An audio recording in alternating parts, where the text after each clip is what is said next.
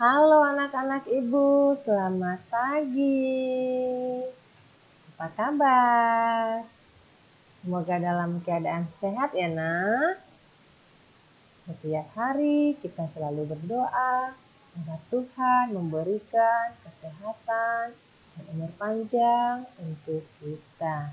Dan kita tetap menjaga protokol kesehatan agar pandemi COVID-19 cepat berlalu dan kita dapat bersekolah lagi. Hore, kita akan berjumpa lagi di sekolah. Ya nak ya, maka tetap jaga protokol kesehatan. Hari ini kita akan belajar matematika. Namun sebelum pembelajaran dimulai, Ibu ingin bertanya terlebih dahulu. Anak-anak ibu, siapa yang pernah menemani orang tuanya berbelanja ke pasar? Ayo siapa? Yang pernah mengukur tinggi badan? Yang pernah menimbang berat badan? Mengukur baju baru? Mengukur panjang meja? Oh iya, anak-anak ibu pernah melakukannya ya. Jadi hari ini kita akan belajar tentang pembulatan. Ya, pembulatan hasil pengukuran panjang dan berat. Anak-anak ibu perhatikan baik-baik ya. Aproksimasi adalah pendekatan hasil pengukuran, misalnya panjang, massa, luas, dan waktu dari suatu benda yang diukur, karena hasil dari suatu pengukuran tidak memberikan ketelitian yang mutlak. Misalnya, ketika orang bertanya, berapa panjangnya? Kemudian dijawab dengan sekitar 10 meter atau 10 meteran ya. Jawaban tersebut merupakan contoh aproksimasi atau pembulatan yang dilakukan terhadap satuan panjang. Jadi, anak-anak ibu akan menemukan hal-hal tersebut. Konsep aproksimasi berkaitan dengan pembulatan. Misalnya, pembulatan hasil pengukuran panjang, berat, harga belanja, kesatuan, puluhan, dan ratusan terdekat.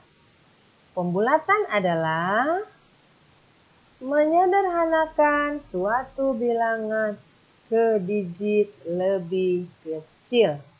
Pembulatan akan mengurangi akurasi perhitungan, tetapi akan sangat memudahkan perhitungan. Jadi ketika kita menimbang, mengukur, maka kita akan melakukan pembulatan. Pembulatan hasil pengukuran panjang dalam mengukur panjang benda dengan menggunakan penggaris atau alat ukur lain. Kadang-kadang pengukuran panjang tidak tepat menunjuk pada bilangan tertentu. Pembulatan merupakan mencari bilangan lain yang memiliki nilai terdekat dengan hasil sebenarnya. Jadi anak-anak ibu, ketika kita mengukur akan dilakukan pembulatan. Ibu ulang ya.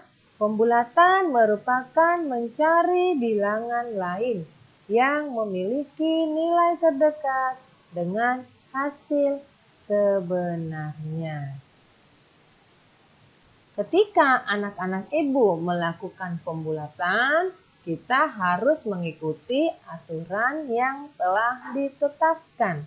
Bila kita tidak mengikuti aturan pembulatan, maka hasilnya tidak akan baik. Aturan yang pertama, Angka di belakang koma lebih kecil dari 5. Harus dibulatkan ke angka yang lebih kecil. 2.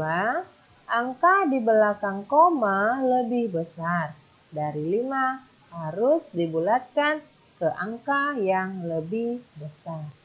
3. Jika angka di belakang koma sama dengan 5, harus dibulatkan ke angka yang lebih besar. Jadi aturan-aturan ini harus kita lakukan dalam melakukan pembulatan. Kemudian anak-anak ibu perhatikan gambar berikut. Jenis-jenis alat ukur panjang. Benda-benda ini biasa digunakan untuk mengukur panjang. Yang pertama adalah mistar ataupun penggaris. Yang kedua adalah rollmeter. Yang ketiga mikrometer. Dan yang keempat adalah jangka sorong. Walaupun alat ukur panjang ini sama-sama alat ukur, namun memiliki fungsi yang berbeda-beda. Kemudian anak ibu, cara mengukur pensil dengan penggaris. Perhatikan ya nak, pensil penggaris. Jadi yang akan kita ukur adalah pensil tersebut. Tetapi alat ukur yang kita gunakan adalah mistar ataupun penggaris. Coba kita lihat nak, kita hitung ya. 1, 2, 3, 4, 5, 6, 7, 8, 9, 10, 11, 12, 13, 14, 15, 16. Maka panjang dari pensil tersebut, perhatikan tangan ibu, kita tarik garis adalah 16 cm. Perhatikan ujung pensil tersebut. Mengukur panjang pensil dengan mistar. Ujung kiri pensil dan ujung kiri mistar sejajar. Ini ya nak ya, sejajar. Skala pada mistar yang sejajar dengan ujung kanan pensil menyatakan panjang pensil. Tampak bahwa panjang pensil adalah 16 cm.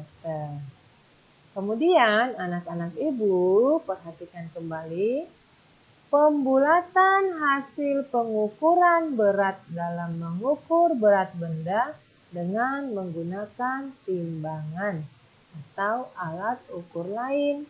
Kadang-kadang pengukuran berat tidak tepat, menunjuk pada bilangan tertentu. Pembulatan merupakan mencari bilangan lain yang memiliki nilai terdekat dengan hasil sebenarnya. Oke, perhatikan kembali. Nah, aturan pembulatan. Ketika kita membulatkan ukuran panjang, membulatkan pengukuran panjang, kita menggunakan aturan pembulatan.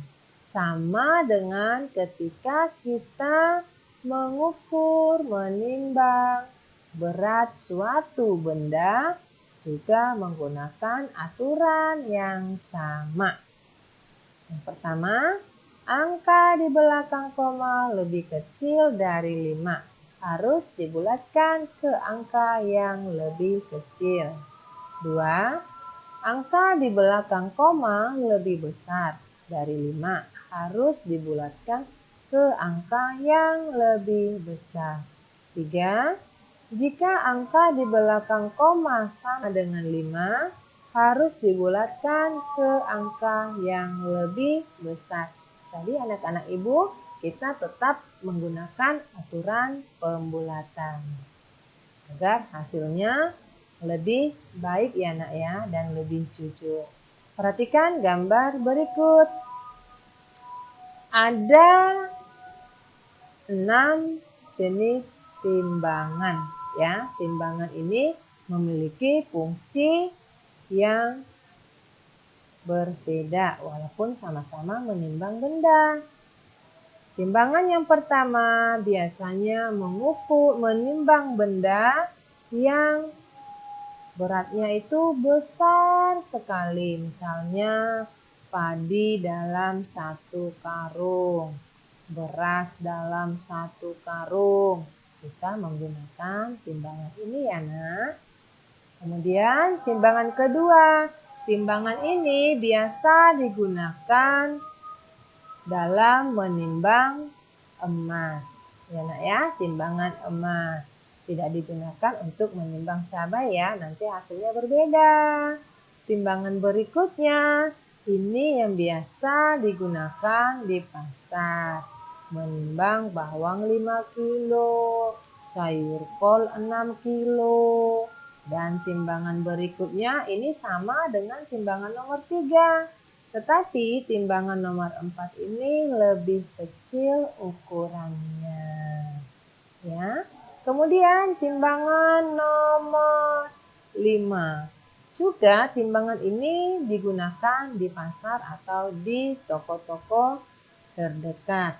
Namun timbangan ini disebut dengan timbangan digital. Kenapa disebut dengan digital, nak? Karena angkanya langsung menunjukkan berapa berat benda yang akan kita timbang itu langsung terlihat. Apakah kurang dari yang kita inginkan atau lebih dari yang kita inginkan, komanya langsung terlihat. Kemudian timbangan yang keenam atau timbangan yang terakhir juga ini timbangan barang atau timbangan gantung. Biasanya timbangan ini juga digunakan untuk menimbang berat benda yang lebih besar. Jadi anak-anak ibu perhatikan timbangan-timbangan yang ada di sekitar kamu ya nak. Nah, perhatikan contoh berikut. Dalam timbangan ini ada permen di dalam toples. Kita perhatikan berapakah berat permen tersebut. Perhatikan dari pada gambar tersebut. Perhatikan lagi. Maka dari 0 ke 1 kilogram. 1 kilogram itu sama dengan 1000 gram. Ingat ya nak, 1 kilogram sama dengan 1000 gram. 2 kilo. Dan kita hitung 1, 2, 3. Maka 2 kilo 3 ons. Ingat ya, 1 kilo tadi sama dengan 1000 gram. Bila 2 kilo, berapa gram nak? Iya, 2000 gram. Bila dia 3 ons, berapa gram? Berapa? Iya, 300 gram. Jadi 2 kilo 3 ons. Maka kita bulatkan ke satuan terdekat. Maka hasilnya adalah lebih dekat ke angka mana ya? Oh, angka 2. Nah ya, jadi berat permen ini di dalam toples kita bulatkan menjadi 2 kilogram. Kadangkala pengukuran panjang yang kita lakukan tidak tepat menunjuk pada bilangan tertentu. Oleh karena itu, kita dapat melakukan pembulatan pengukuran panjang ke satuan sentimeter terdekat. Perhatikan contoh berikut. Ibu, Perhatikan ya. Ketika pensil ataupun krayon ini panjangnya berapa ya?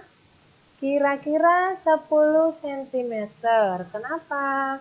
Karena dari 0, 1 sampai dengan 9 mendekati lagi ke 10. Jadi dari 9 cm lebih lagi.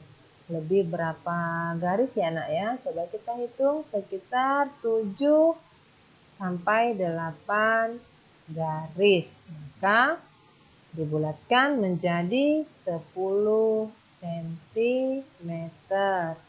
Perhatikan contoh berikut. Pada gambar tersebut ada sendok, ada penggaris. Kita akan mengukur berapa kira-kira panjang sendok tersebut. Jadi, perhatikan ya nak. 1, 2, 3, 4, 5, 6, 7, 8, 9, 10, 11, 12, 13, 14, 15, 16, 17, 18 setengah. Jadi panjang sendok ini adalah 18,5. Nah, dibulatkan menjadi 19 cm. Oke, anak-anak ibu, sampai di sini anak-anak ibu sudah paham ya.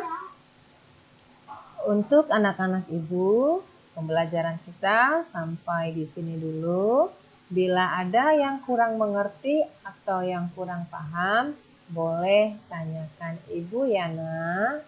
Tetap anak ibu belajar lebih giat, baca bukunya, dan anak-anak ibu silahkan mengerjakan latihan yang akan ibu kirimkan melalui Google Form. Untuk anak-anak ibu dengarkan. Ketika ibu mengirimkan soal melalui Google Form, jadi anak-anak ibu cukup menjawab seperti biasa.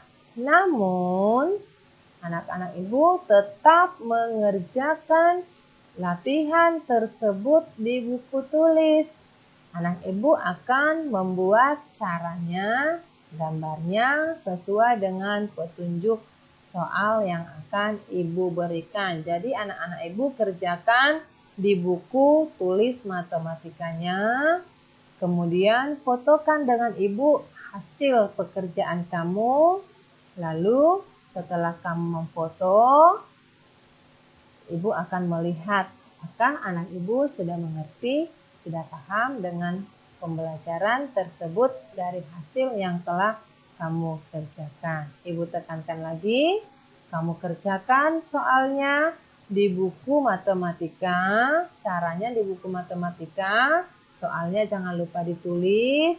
Kemudian hasilnya kamu dapat memindahkan dalam menjawab soal di Google Form.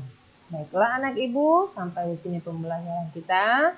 Tetap semangat dan patuhi protokol kesehatan. Terima kasih anak ibu. Bila ada kata-kata ibu yang kurang baik, sebelumnya ibu minta maaf. Sampai ketemu anak ibu semuanya.